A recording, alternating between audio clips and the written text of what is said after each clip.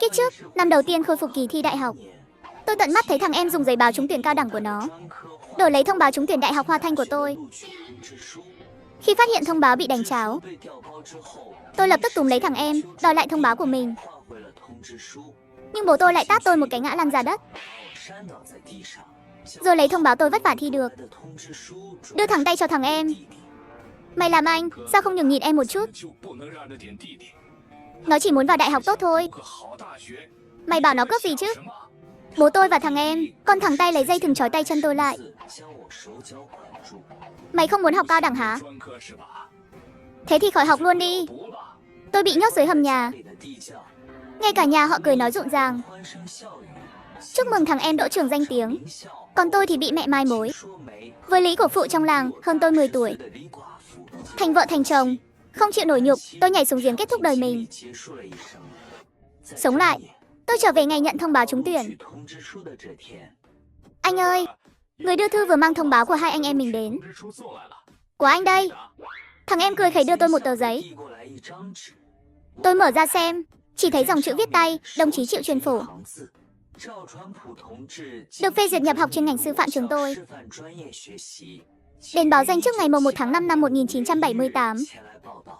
Đây tên là một trường cao đẳng sư phạm vô danh. Bố mẹ nghe tiếng động, lập tức chạy ra xem. Thật sự đỗ rồi cơ à?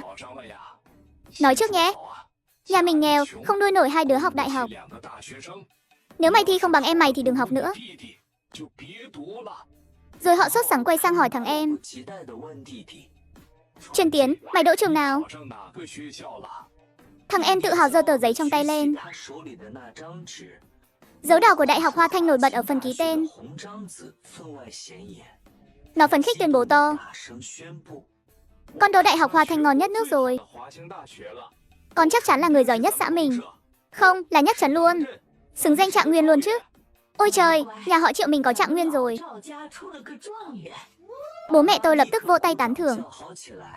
Mẹ tôi huých cùi trỏ vào bố tôi. Ông nó ơi, lấy ngay phiếu vải trong nhà ra đi. Dắt thằng út lên hợp tác xã ở trấn, mua 2 tấm vải may áo mới. Bố tôi chưa kịp bước ra cửa, mẹ tôi lại hét lên. Nhất định phải mua loại vạn Bảo Long nhé. Truyền Tiến sắp lên thành phố lớn rồi. Đừng để người ta coi thường. Chỉ mua áo thôi vẫn chưa đủ.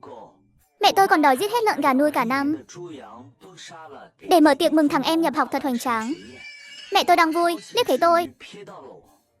Còn mày thì sao? Ngày nào cũng lười biếng, chẳng làm việc nặng, chỉ biết ngồi bên đống giấy vớ vẩn. Kết quả thì sao? Thi được mỗi cái trường chuyên khoa dởm. Giấy bút cho mày dùng đúng là phí của. Tôi không phản bác, vì bao nhiêu năm nay tôi luôn sống như vậy. Tôi bước đến trước mặt thằng em, do hỏi. Em này, cho anh xem thông báo của em một chút được không? Thằng em cảnh giác giấu tờ giấy đi. Anh mà xem được à? Nhớ anh ghen tị với em. Lỡ phát điên xé mất thì sao? Nó liếc tôi từ đầu đến chân, miệng phát ra tiếng cười khinh khỉnh. Bình thường mọi người bảo anh là người chăm chỉ nhất đám thi đợt này. Tối nào cũng thắp đèn dầu học, mặt mũi đen nhẻm vì khói, đờm khạc da cũng đen xì. Anh chăm thế mà còn thua em. Nếu là em thì xấu hổ quá đâm đầu chết luôn cho rồi. Nghe nó nói, tôi không nhịn được ho vài tiếng. Phổi tôi chắc bị khói đèn dầu làm hỏng rồi. Để thi đỗ đại học tốt, tôi đã bỏ ra gấp trăm lần người khác. Nhưng không ngờ kết cục lại thế này. Khi người đưa thư đến, tôi đang ngủ, không biết thằng em đã lén nhận giúp. Nó một mình lấy thông báo của cả hai. Khi thấy tôi đỗ Hoa Thanh, con nó chỉ vào cái trường cao đẳng sư phạm. Mắt nó đỏ ngầu lên, tức đến mức đập gạch ngoài sân. Tôi thấy nó rón rén vào nhà chính, lấy bút ra, trên thông báo của nó vẽ thêm 2 nét. Tên tôi và nó giống nhau lắm. Tôi là Triệu Truyền Phổ, nó là Triệu Truyền Tiến. Chỉ 2 nét là đổi được tên trên thông báo. Vẽ xong 2 nét đó, thằng em cuối cùng cũng nở nụ cười. Mày đang muốn chiếm thông báo của tao thì cứ giữ lấy đi. Tao muốn xem mày học kiểu gì với cái bằng này. Nhà họ Triệu có người đỡ Hòa Thanh.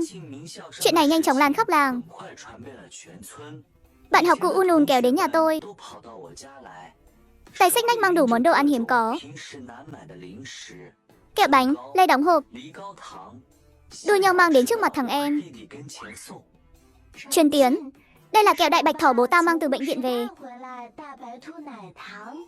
Hiếm lắm đó. Mày thử đi, ngon thì tao lấy thêm ở nhà. Truyền Tiến, sau này mày là sinh viên danh giá.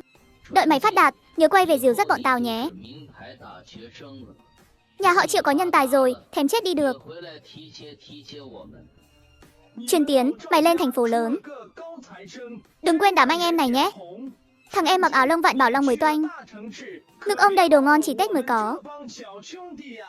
Trước lời tâng bốc của mọi người, nó nhận hết, chẳng chối từ. Mặt lúc nào cũng cười tề Tết. Mọi người yên tâm, Triệu Truyền Tiến này không phải kẻ vong ơn. Sau này tao phát đạt ở đế đô, chắc chắn không quên các bạn. Không như anh tao, thức trắng đêm thắp đèn nhà học, bảo là chăm chỉ đọc sách. Rốt cuộc thì sao? Thi được mỗi cái trường cao đẳng vớ vẩn. Thật tiếc đống dầu đã đốt.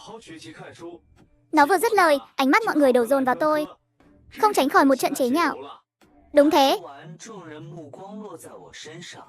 Ngày thường ai cũng bảo anh nó, Triệu Truyền Phủ, chăm học nhất, ra đồng làm việc, miệng còn lầm nhầm mấy bài từ sách. Giờ thì hay rồi. Điền chẳng bằng nửa thằng em. Tao thấy anh nó toàn giả vờ. Nhìn nó ngày nào cũng làm bộ làm tịch, chẳng thèm nói chuyện với ai. Giờ thì tốt rồi nhỉ. Bị chính em trai đánh cho sưng mặt. Cũng là con nhà nông dân, chỉ mỗi Triệu Truyền Phổ là làm cao. Chẳng phải ý có cô bạn gái con ông trưởng trấn sao? Ồ, nhắc Tào Tháo đến kia, Trương Thúy Lan đây rồi. Tôi ngẩng đầu nhìn ra cửa. Một cô gái mặc váy liền bước vào. Chính là bạn gái tôi, Trương Thúy Lan. Tôi không nhịn được đứng dậy, mắt bùng lên ngọn lửa giận dữ.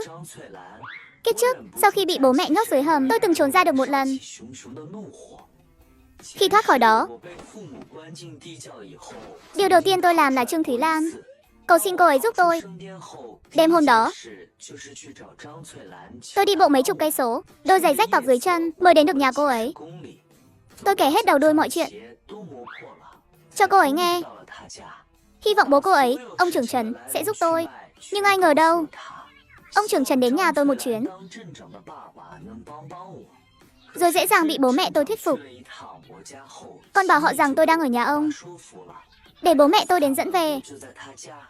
Sau này tôi mới biết, hóa ra ông trưởng Trấn từ đầu đã chẳng không muốn tôi qua lại với con gái cưng của ông, nên chẳng tin lời tôi nói. Ông còn nghĩ tôi ghen với em trai, nên cố tình kể chuyện đáng thương để lừa người, bảo thằng em đổi thông báo của tôi. Khi bị bố mẹ trói về nhà, Trương Thúy Lan chỉ đứng ra đỡ cho tôi một chút, nhưng bố cô ấy quát một tiếng, cô ấy lập tức chạy ra sau lưng tôi. Trương Thúy Lan thề thốt với tôi, Truyền Phổ, anh yên tâm, anh về nhà trước đi, tôi sẽ tìm cách điều tra sự thật. Nếu anh nói đúng, tôi nhất định sẽ trả lại công bằng cho anh. Nhưng đến khi tôi cười lý của phụ, cô ấy cũng chẳng làm gì cả. Tôi chẳng nhận được chút hồi đáp nào từ cô ấy. Ngược lại, 2 tháng sau, tôi nghe tin cô ấy đính hôn với thằng em. Còn bây giờ, Trương Thúy Lan thấy tôi muốn nói rồi lại thôi. Khi ánh mắt tôi chạm vào cô ấy này quay đầu, bước đến trước mặt thằng em, mở hộp mứt táo gai cô ấy mang đến. Đồng chí Truyền Tiến, chúc mừng cậu, đây là chút lòng thành nhỏ. Trương Thúy Lan đẹp như hoa, bố lại là trưởng trấn, đúng chuẩn người trong mộng của mọi gã trai. Thằng em cười ha ha kéo tay Trương Thúy Lan. Lan muội, em đến là được rồi. Mang quà làm gì cho khách sáo? Trương Thúy Lan lại liếc tôi một cái, nhưng chẳng đẩy thằng em ra, ngầm chấp nhận sự gần gũi của nó. Bố em bảo cậu là trạng nguyên của thành phố mình, muốn mời cậu đến nhà chơi. Lời vừa nói ra, mọi người xung quanh, mắt ai cũng đỏ lên vì ghen tị. Đó là nhà trưởng trấn cơ mà. Tôi với Trương Thúy Lan yêu nhau mấy năm. Đừng nói đến cửa nhà cô ấy, bố cô ấy chưa từng chịu gặp tôi lần nào. Thằng em cười tê tét. Tốt quá, chú Trương mời thì tôi nhất định đến. Lan muội, nghe nói em cũng đỗ trường ở Đế Đô. Đến lúc đó hai đứa mình cùng đi tàu lên Đế Đô nhé. Chỗ quê mùa này, chỉ có em với anh là sinh viên Đế Đô thôi. Sau này lên thành phố lớn phải giúp đỡ nhau chứ. Nói xong, nó liếc tôi đầy khiêu khích. Còn tôi chỉ cúi đầu, chẳng nói gì. Tôi một mình ra sân sau. Trương Thúy Lan cũng chạy theo. Cô ấy nắm tay tôi. Truyền phủ, anh nghe em giải thích. Đây là ý của bố em không làm khác được. Em thật lòng thích anh. Nhưng thân phận hai đứa mình cách nhau quá xa. Ban đầu em nghĩ anh thi đỗ trường tốt là có thể bước vào nhà em. Ai ngờ anh cố gắng thế mà chỉ đỗ mỗi cái trường cao đẳng. Trương Thúy Lan, thế em cũng nghĩ anh chỉ đáng trình độ cao đẳng thôi à? Không phải ý đó. Nhưng sự thật là vậy. Anh học giỏi ngày thường thì có ích gì. Đến lúc quan trọng lại trượt mất. Chỉ làm nền cho em trai anh thôi. Đang nói thì thằng em đứng từ xa, vẫy tay với Trương Thúy Lan. Lan muội, mẹ anh pha nước ngọt rồi. Em qua uống chút đi. Trương Thúy Lan nhìn qua nhìn lại. Môi khẽ động, nói với tôi, Truyền phủ. Muốn trách thì trách anh không biết phấn đấu đi. Rồi cô ấy kiên quyết bước về phía thằng em. Lần này thằng em còn to gan hơn. Thẳng tay nắm tay Trương Thúy Lan. Nó nhướng mày với tôi, khoe khoang đầy kiêu ngạo. Tôi nhếch môi cười lạnh. Được, giờ cứ đắc ý đi cho đã. Sắp tới mày sẽ chẳng cười nổi đâu. Thằng bạn thân Vân Tiêu bênh tôi. Nhìn cái mặt gian xảo của thằng em mày kìa. Cả làng biết mày với Thúy Lan yêu nhau thắm thiết. Vậy mà nó cứ chê ngang. Sinh viên Đế Đô cái nỗi gì. Phi, đúng là mặt dày. Vân Tiêu lại nhìn thông báo trúng tuyển của tôi. Đột nhiên nó sáng mắt lên. Kéo tôi thì thào, Truyền phủ. Có gì đó không ổn. Mày nhìn hai nét trên tên mày này. Hình như là thêm vào sau. Màu đậm nhạt khác nhau. Hay đây là thông báo của thằng em. Nó cố tình viết thành tên mày. Giọng Vân Tiêu hơi to, khiến thằng em quay lại nhìn.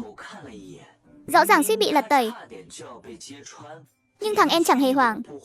Ngược lại còn cười, nhướng mày với tôi. Tối, đợi mọi người về hết, thằng em mở hộp mứt táo gai của Trương Thúy Lan. Mê mông, mứt này ngọt thật. Nó vừa ăn, vừa khoe khoang vung vẩy lá thư giới thiệu trong tay. Anh ơi, sổ hộ khẩu, thư giới thiệu với thông báo. 3 thứ cần để nhập học. Giờ đều nằm trong tay em rồi. Dù trước kia hai anh em thế nào, sau này chỉ có em mới là sinh viên Hoa Thanh thực thụ. Thằng em tự tin nhìn ra ngoài. Tôi nhìn theo ánh mắt nó. Thấy ngoài khe cửa có hai đôi mắt âm u đang nhìn chằm chằm tôi. Chính là bố mẹ tôi. Tôi biết họ đã thông đồng từ lâu. Nếu giờ tôi phản kháng, bố mẹ sẽ xông vào. 3 người hợp sức trói tay chân tôi, ném tôi xuống hầm như kiếp trước vậy. Nên tôi chỉ biết nghiến răng, im lặng chịu đựng. Anh ơi, mai là tiệc mừng em nhập học. Đến lúc đó, lãnh đạo có máu mặt trong làng đều đến. Anh nên ngoan ngoãn chút. Không thì em sẽ bảo bố mẹ gả Lý của phụ đầu làng cho anh đấy. Dù cô ta đã hơn 30, nhưng bố mẹ vẫn muốn có thằng cháu nội bụ bấm. Vừa hay anh qua nổi dõi tông đường nhà họ Triệu. Thằng em cố tình vỗ vỗ nắm tay đang siết chặt của tôi. Nói ra còn phải cảm ơn anh. Không có anh, em đâu học được trường này. Hừ. Em tốt, không có gì. Hôm sau, bố mẹ tổ chức tiệc mừng cho thằng em. Đặc biệt thuê người thổi kèn siêu nơ, mời cả làng đến ăn cỗ. Cảnh tượng còn náo nhiệt hơn cả Tết. Thằng em đeo hoa đỏ to tướng, mặc bộ đồ mới tinh. Trương Thúy Lan cũng đến. Thằng em thấy cô ấy là dính chặt luôn. Trương Thúy Lan chẳng né tránh. Hai người như đôi tình nhân nhỏ. Mọi người bảo thằng em đã đến nhà Trương gia. Trưởng trấn rất hài lòng với nó. Có khi trước khi lên Đế Đô, hai người sẽ định hôn sự luôn. Vân Tiêu nghe thế, tức đến nghiến răng ken két. Truyền phủ, mày cứ để yên cho thằng em. Cấp danh phận mày đi Hoa Thanh. Con tán tỉnh Thúy Lan nữa hả? Đừng gấp, màn kịch hay vẫn chưa bắt đầu đâu. Kịch hay gì? Bố mẹ mày còn mời gánh hát đến nữa à? Tôi cười mà không đáp. Trước khi khai tiệc, trưởng làng phát biểu, rồi mời Trạng Nguyên Triệu Truyền Tiến nói vài lời. Thằng em hắng giọng, chuẩn bị mở lời. Đột nhiên một nhóm người mặc quân phục xanh, đeo băng đỏ xuất hiện. Họ chỉ vào thằng em đeo hoa đỏ, lớn tiếng hỏi, cậu là thí sinh duy nhất thành phố này. Đồ Hoa Thanh đúng không? Có người tố cáo cậu gian lận kỳ thi. Gian lận? Triệu Truyền Tiến giật mình, suýt rớt cả hàm. Nó theo bản năng phản bác, lắc đầu điên cuồng. Không thể nào, tôi không gian lận. Tôi không thể gian lận được. Người mặc quân phục, đầu lĩnh giúp chứng minh thư ra. Chào cậu, đồng chí nhỏ. Tôi là Tôn Vĩ, chủ nhiệm ủy ban thi cử thành phố. Chúng tôi nhận được tố cáo nặc danh về cậu. Bảo cậu gian lận kỳ thi. Chủ nhiệm Tôn quay sang đám đông. Năm nay là năm đầu, khôi phục kỳ thi đại học. Quy trình và trật tự đúng là còn nhiều lỗ hổng. Nhưng chính vì thế, chúng tôi không thể bỏ qua bất kỳ chi tiết nào. Cũng không thể bỏ qua bất kỳ vụ gian lận nào. Đây là vì công bằng cho mọi người. Vì tương lai đất nước. Mọi ánh mắt đổ dồn vào Triệu Truyền Tiến. Trước ánh mắt sắc bén của chủ nhiệm Tôn, nó liên tục lắc đầu, cứ lặp đi lặp lại. Không, tôi không gian lận. Tôi thật sự không gian lận. Tôi bị oan. Đột nhiên nó như hiểu ra gì đó, ngẩng phát đầu nhìn tôi. Là mày giở trò đúng không? Mày tố cáo tao. Mày hãm hại tao. Đồng chí nhỏ, bình tĩnh. Hợp tác với chúng tôi điều tra đi. Bình tĩnh? Bảo tao bình tĩnh sao nổi. Tao là Trạng Nguyên, giờ bị vu oan gian lận. Đây là oan ức lớn hơn trời. Ông bảo có người tố tôi gian lận. Họ có bằng chứng gì? Các ông dựa vào đâu mà hỏi tội tôi?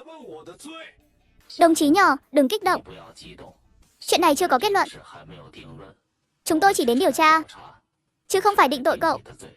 Còn về bằng chứng cậu hỏi, trong thư tố cáo nặc danh có viết, câu trả lời cuối cùng môn toán của cậu ban đầu là tự cậu làm, rồi nhìn trộm bài người bên cạnh, nên gạch hết đi làm lại từ đầu.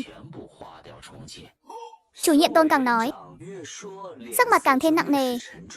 Chúng tôi đã xem bài thi của cậu, phát hiện bài toán của cậu đúng như thư tố cáo đã nói. Có một chuỗi công thức và đáp án đầy đủ, rồi bị gạch bỏ, viết lại toàn bộ. Đáp án viết lại thì đúng hoàn toàn. Triệu Truyền Tiến sững sờ, miệng nó há rồi lại ngậm, chẳng giải thích được gì. Vì bài thi đó chẳng phải nó làm đâu, nên nó hoàn toàn không biết tình hình bài thi, càng chẳng thể phản bác. Thế là Triệu Truyền Tiến đảo mắt, đơn giản nằm lăn ra đất. Ăn vạ luôn. Mấy người từ thành phố đến thì muốn vu oan ai cũng được à? Chuyện tôi không làm, sao bắt tôi nhận? Nó còn giơ tay về phía mộ tổ nhà họ Triệu, gào to thể thốt, tôi hôm nay thề ở đây, nếu tôi gian lận thi cử, tôi sẽ không chốt yên. Ra đường bị xe cán, uống nước bị sặc, ăn cơm cũng nghẹn chớt luôn. Triệu Truyền Tiến thể độc nặng quá. Dân làng không nhịn được đứng về phía nó. Ôi chao, thằng hai nhà họ Triệu thể độc kinh thế này, chắc chắn nó không gian lận đâu. Tôi thấy đám người thành phố này lòng dạ xấu xa, không chứng cứ gì đã đến bắt người. Coi dân quê chúng ta dễ bắt nạt à? Làng Triệu ra khó khăn lắm mới có một nhân tài, còn chưa ra khỏi làng đã bị làm thế này, chẳng phải tát vào mặt cả làng sao? Dân làng càng nói càng sôi máu. Triệu Truyền Tiến vẫn diễn kịch. Đến cuối cùng, trưởng làng bước ra, tức giận nhìn chủ nhiệm Tôn. Đồng chí Tôn này, mấy người từ thành phố xa xôi đến, chỉ để bắt nạt Trạng Nguyên làng Triệu gia chúng tôi sao? Trưởng làng vừa lên tiếng, dân làng lập tức bày miệng tám lời phụ họa. Tôn Vĩ và đám thuộc hạ hơi lúng túng. Chúng tôi không có ý đó. Đúng lúc này, tôi đứng dậy. Thật ra muốn kiểm tra nó có gian lận không thì đơn giản lắm. Lấy câu hỏi lớn cuối cùng môn toán ra. Bảo nó làm lại ngay tại đây là được. Nếu nó làm được, thì chứng minh nó tự giải. Dù sao trong phòng thi thời gian gấp, áp lực lớn. Nó mải chép mà không hiểu gì. Nhưng nếu nó không làm được, hừ, thì khó nói lắm. Lời tôi nói rất có lý. Đến trưởng làng cũng trầm ngâm. Còn Triệu Truyền Tiến dưới đất bật dậy ngay tức khắc, giơ tay định lao qua đấm tôi. Đồ ăn chảo đá bát. Mày muốn hại tao chết đúng không? Chủ nhiệm Tôn liếc một cái. Hai thuộc hạ lập tức chặn Triệu Truyền Tiến đang điên loạn lại. Ông quay sang tôi. Cậu là gì của nó? Tôi là anh trai nó. Tôi đồng ý với đề xuất của cậu. Đồng chí nhỏ, anh cậu đâu hại cậu. Đề xuất này rất hay. Mà chúng tôi cũng mang theo đề thi rồi. Thuộc hạ kê cái bàn bên cạnh, đặt bài thi toán lên bàn, rồi đặt giấy và bút xuống. Cuối cùng ra hiệu mời Triệu Truyền Tiến. Triệu Truyền Tiến ngẩn ngơ nhìn bài thi. Trương Thúy Lan thấy nó đờ người, cứ tưởng nó bị mấy người mặc quân phục từ thành phố dọa sợ. Cô ấy huých Triệu Truyền Tiến một cái. Đừng sợ, có bao nhiêu người ở đây nhìn mà. Họ chẳng làm gì cậu đâu. Cô ấy cố ý bước ra, lớn tiếng hỏi Tôn Vĩ. Đồng chí Tôn này, tôi xác nhận với ông một chút. Nếu cậu ấy dò dày được câu này, ngay tại đây, các ông sẽ rút lại lời vu khống cậu ấy gian lận chứ? Đúng vậy, nếu đồng chí chịu giải được câu này, tôi thay mặt ủy ban xin lỗi cậu ấy. Nghe câu này, Trương Thúy Lan càng thêm tự tin. Cô ấy đẩy Triệu Truyền Tiến một cái. Đi viết đi. Viết xong họ sẽ xin lỗi cậu ngay. Trưởng làng cũng vỗ vai Triệu Truyền Tiến. Nhanh viết đi, nhóc Triệu, mày vừa thề độc ghê gớm thế. Giờ giải một câu hỏi có là gì? Mày viết xong, không chỉ mày trong sạch, mà cả làng Triệu gia cũng ngẩng đầu lên được. Trưởng làng đã nói, dân làng tất nhiên hùa theo ngay. Đúng đấy, viết nhanh đi. Mày là Trạng Nguyên mà, phải biết hết chứ. Giữa tiếng thúc giục liên hồi, mặt Triệu Truyền Tiến càng lúc càng trắng. Nó run rẩy bước đến bàn, rồi run run cầm bút lên. Lúc này trên trán nó, mồ hôi to như hạt đậu dần lăn xuống. Trong không khí chết lặng, nó đột nhiên trợn mắt, ngã lăn ra ngất xỉu. Mẹ tôi thét lên. Truyền Tiến ngất rồi. Bà vội lao qua, ôm nó vào lòng, chỉ vào Tôn Vĩ gào lên, đám đòi mạng này. Nhất định phải ép con tôi trước mới chịu sao? Nó đã bảo không gian lận. Sao mấy người không tin? Mạng dân quê chúng tôi rẻ vậy sao? Không đáng giá thế à? Mâu thuẫn thành quê bùng nổ, khiến cả Tôn Vĩ cũng phải lùi vài bước. Thấy hai bên càng lúc càng căng thẳng. Lúc này tôi bước thẳng tới, hắng giọng, gào to, để tôi thử xem sao. Đám đông lập tức im phăng phắc. Mẹ tôi ngơ ngác nhìn tôi, hỏi theo bản năng, mày thử, mày là cái gì? Tôi không đáp lời bà, mà đi thẳng đến bàn đặt bài thi, cầm bút, liếc đề một cái rồi bắt đầu làm. Trương Thúy Lan kinh ngạc hét lên. Anh làm gì vậy? Anh chỉ thi được điểm cao đẳng thôi. Làm thế này chỉ tổ tự dứt nhục. 30 giây sau, tôi đặt bút xuống, xem lại một lượt, nói với Tôn Vĩ, tôi làm xong rồi. Mời đồng chí Tôn xem qua. Cậu là anh của đồng chí Triệu đúng không? Tôi phải nói với cậu, vụ gian lận hôm nay nhắm vào em cậu, không liên quan đến cậu, dù cậu làm đúng. Chủ nhiệm, bài của cậu ấy giống hệt đáp án chuẩn. Tôn Vĩ cau mày, nhìn tôi chằm chằm, rồi hỏi, đồng chí này, rốt cuộc chuyện này là sao? Cậu cần giải thích rõ cho mọi người. Là thư tố cáo nặc danh là tôi viết đấy. Vừa dứt lời, Triệu Truyền Tiến đang nằm dưới đất bật dậy ngay, chỉ vào tôi hét lên với mọi người, thấy chưa? Là nó, thằng khốn này muốn hại tôi. Mày đúng là đồ khốn. Nhà họ Triệu tốt bụng nuôi mày lớn thế này. Mày báo đáp thế đấy à? Trường làng cũng tức giận nhìn tôi, anh cả nhà họ Triệu. Mày làm cái gì vậy? Hãm hại cả em ruột mình. Sách mày đọc đều vào bụng chó hết rồi à? Triệu Truyền Tiến không đả kích được tôi. Quay ra ăn vạ tiếp. Tôi biết anh tôi từ nhỏ đã ghét tôi. Nhưng tôi không ngờ nó lại ra tay tàn nhẫn với tôi thế này. Tôi đúng là thông minh hơn nó chút. Thi đại học cũng hơn nó. Nhưng đó đâu phải lý do để nó hại tôi. Anh ơi, tôi xin anh. Tha cho em đi. Cùng lắm trường đại học đó tôi không học nữa.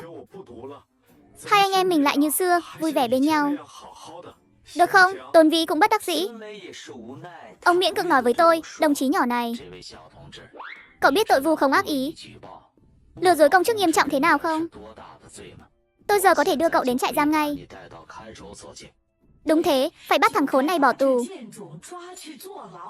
Đi ngay bây giờ luôn. Thuộc hạ của Tôn Vĩ lôi ra một cặp còng bạc, tra thẳng vào tay tôi.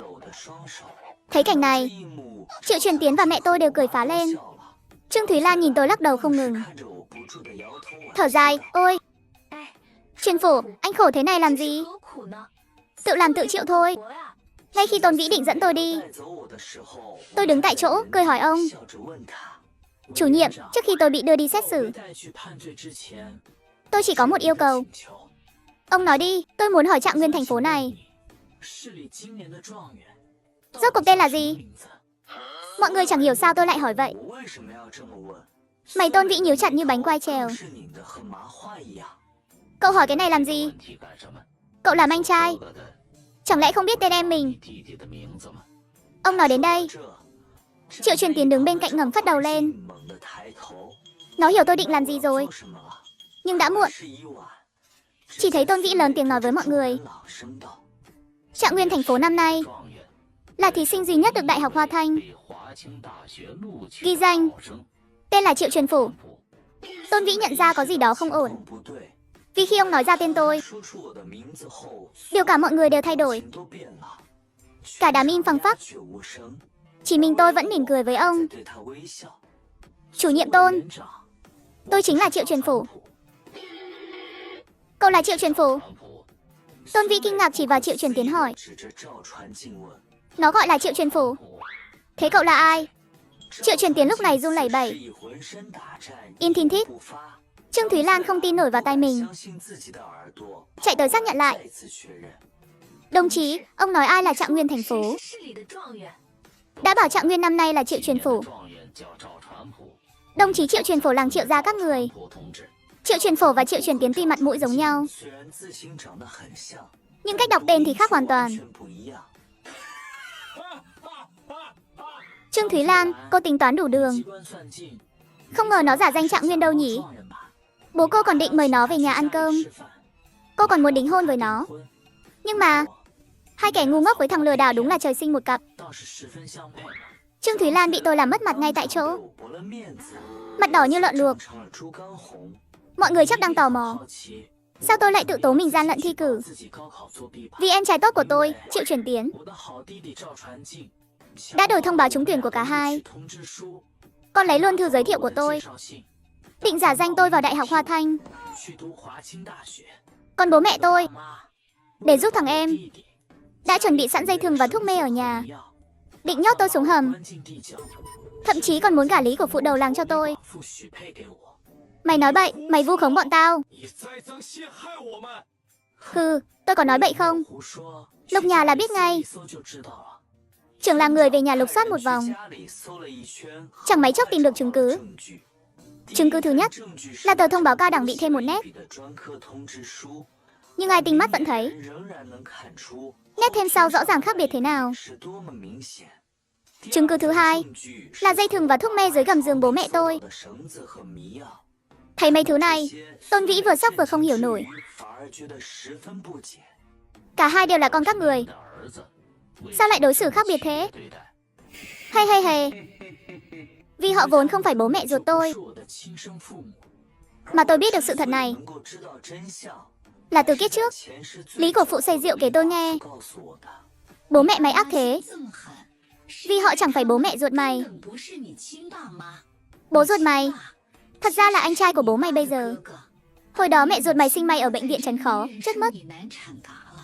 Bố ruột mày chịu không nổi bỏ đi, để lại mày, nhưng để lại toàn bộ nhà tổ cho chú mày. Chú mày mới mang mày về nuôi.